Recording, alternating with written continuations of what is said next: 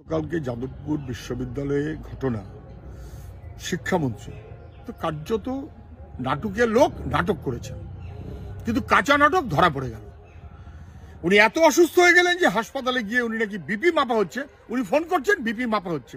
ফাজলামোর সীমা থাকা উচিত। কি করলেন এটা? ছাত্ররা বিক্ষোভ করছে, তাদের দাবি সঙ্গত, ইউনিভার্সিটির নির্বাচন ইত্যাদি। গাড়ি চালিয়ে দিলেন, এমনি ট্যাক্স ফেল গাড়ি চালিয়ে দিলেন। লখিমপুরের ঘটনা মনে করিয়ে দিচ্ছে। আমি জানি না মুখ্যমন্ত্রী এখনো কিছু বলেননি কেন। সম্ভবত এই যে নাটক সবাই বুঝে গেছে, সবচেয়ে ভালো জানে মানুষ, বুঝে গেছে সবচেয়ে ভালো জানে ব্রাত্য বসু, তৃণমূল জানে। তৃণমূলের অফিসিয়াল পেজে একটা শব্দ নেই, ঠিক ভুল একটা শব্দ নেই। মাপছেন, জল মাপছেন যে কি করে কায়দাবাজি করা হবে। তৃণমূলের অফিসিয়াল পেজ টুইটার একটা শব্দ উল্লেখ করতে পারলেন না, আর উনি নাটক করে হাসপাতালে ভর্তি হয়ে গেলেন। আমি বলছি মাননীয় মুখ্যমন্ত্রী রেসপন্স করুন।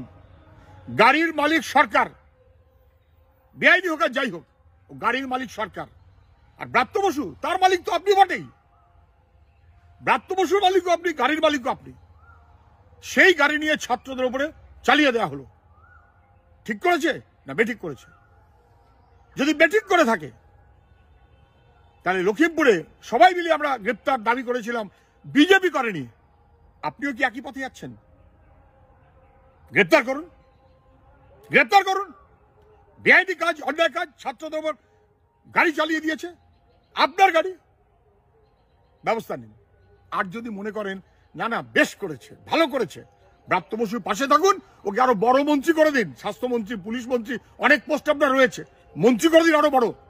অসভ্য অপদার্থ মুখ্যমন্ত্রী তার বাহিনীকে কিভাবে দেখবেন, আমি তার স্টেটমেন্ট ওয়েলকাম করছি। তিনি স্টেটমেন্ট দিন, হ্যাঁ বলুন না বলুন, মাঝখানে দাঁড়িয়ে নাটকবাজি করবেন না।